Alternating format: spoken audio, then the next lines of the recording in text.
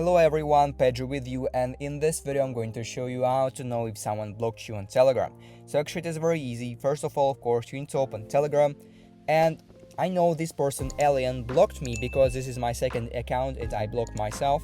So how you can know if this guy blocked you, if it's not your second account? So first of all, if you send him a message, so for example hi, you will get only one check mark next to this message. It basically means it is only sent to this guy, it is not delivered or read, etc. So basically only one check mark. This is the first sign. The second sign is his last seen.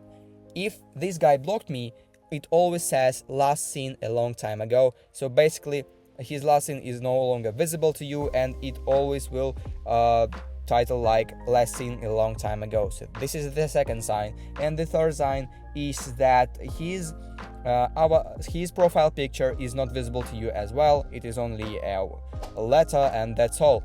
And moreover, you can call him, you can video call him, etc. And basically that is it. That is how you can know if someone blocked you on Telegram. If you found this video useful, leave a like and subscribe to the channel. Thank you.